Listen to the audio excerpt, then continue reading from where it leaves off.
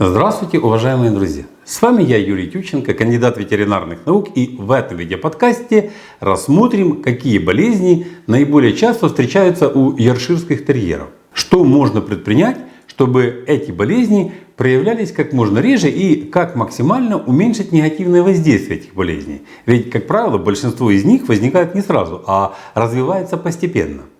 Первое, на что я бы хотел обратить ваше внимание, так это на то, что у йорков достаточно слабый желудочно-кишечный тракт. По крайней мере, так принято считать. У них наблюдаются частые рвоты, срыгивания, нарушение стула. Йорки очень часто могут отказываться от корма. Не хотят есть, и все тут. У йорков достаточно часто возникают аллергии на корм. Очень часто у йорков возникают панкреатиты. Это болезнь номер один у йорков.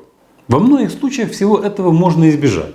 Да, действительно, йорки очень требовательны к пище, а поэтому, чтобы максимально избегать всех перечисленных нарушений, необходимо корм подбирать.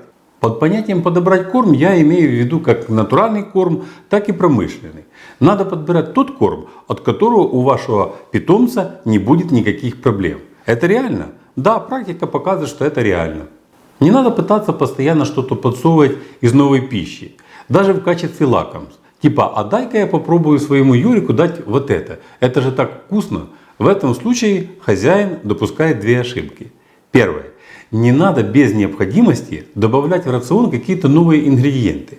Если у собаки отлажен уже рацион, если рацион собаки отлажен, и у собаки нет никаких расстройств в работе желудочно-кишечного тракта, то это значит, что как раз под этот тип кормления у собаки настроена работа ферментной системы. И особая роль в этом принадлежит поджелудочной железе.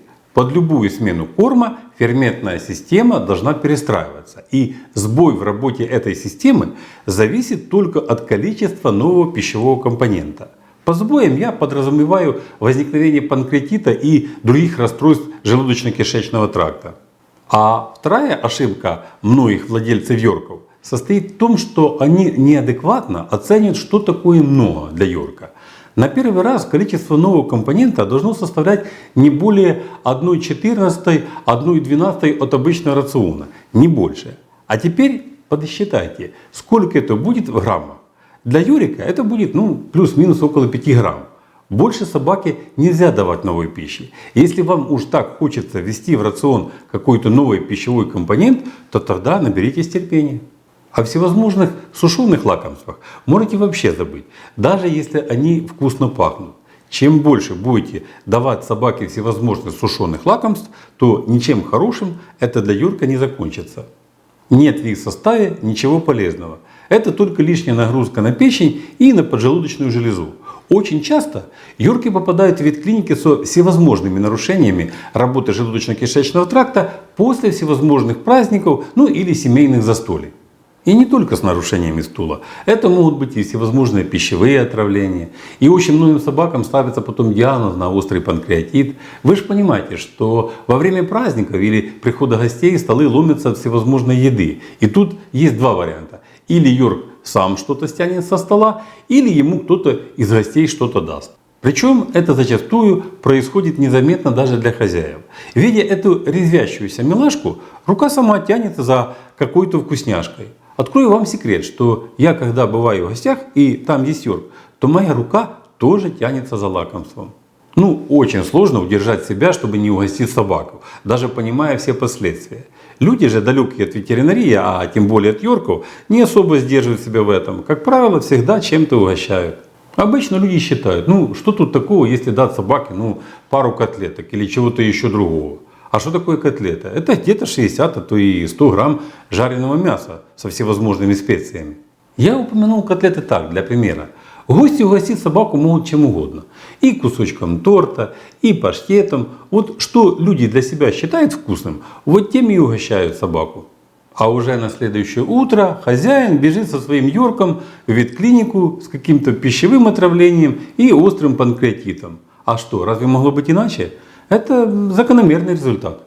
Как я уже сказал и еще раз повторюсь, что такая ситуация возникает из-за того, что организм собаки вырабатывает ферменты под определенный рацион. И если собаке дать непривычную для нее еду, да еще в больших количествах, то ферментная система не успевает перестраиваться. Происходит ферментный сбой. который и ведет к этим негативным последствиям. Для Йорка даже одна котлета – это уже большое количество непривычной пищи. Вся проблема в том, что люди психологически количество пищи меряют под себя, а не под потребности Йорка. Вот смотрите, если Йорк съест целую котлету, то человеку кажется, что это же совсем немного. Человек за вечер может же и десяток таких котлет влупить. И даже несмотря на то, что для Йорка даже одна котлета это много, то не факт, что при этом могут быть какие-то последствия. А может и ничего не быть. Или, по крайней мере, это может произойти совсем незаметно для владельца.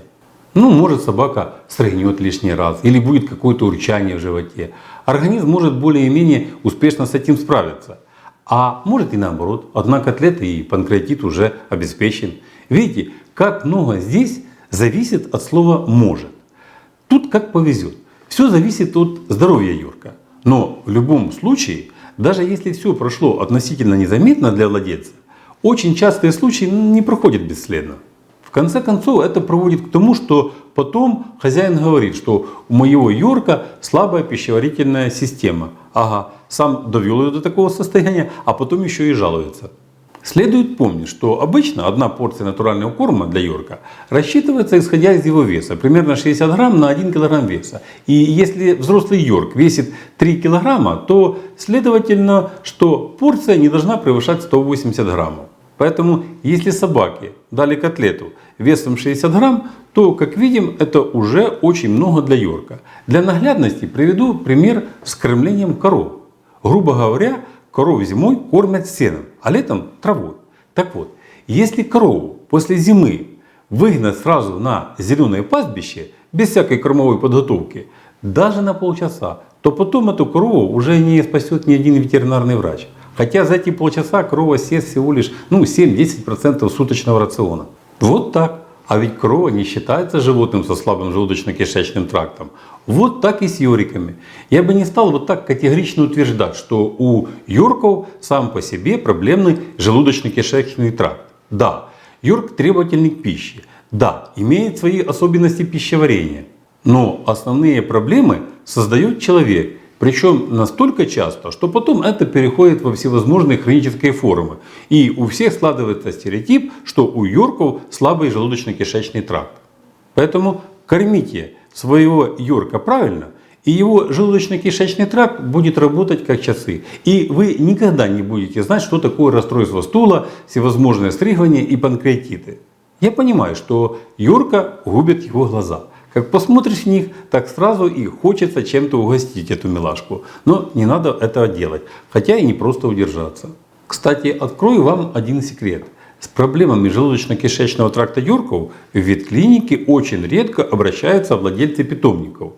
Редко у их йорков бывают проблемы с желудочно-кишечным трактом. Поэтому что я могу сказать?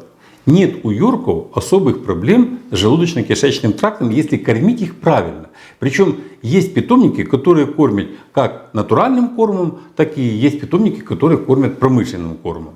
И если кормить йорков правильно, то проблем с желудочно-кишечным трактом у них столько же, сколько и у других пород собак. Вот так. Кстати, кормить йорков правильно абсолютно несложно. Это под силу каждому. Что натуральным кормом, что промышленным. Я лично даю предпочтение натуральному типу кормления. Хотел еще рассказать и о других проблемных моментах со здоровьем йорков. Но вижу, что тогда это будет уж очень длинное видео. У йорков есть еще достаточно много проблем, которые присущи только йоркам. И на которые надо обязательно обращать внимание. Но тем не менее, проблемы проблемами, но если об этих проблемах знать, вовремя на них обращать внимание и вовремя принимать все необходимые меры, то в той или иной степени эти проблемы можно минимизировать и тем самым надолго сохранить здоровье своего любимца.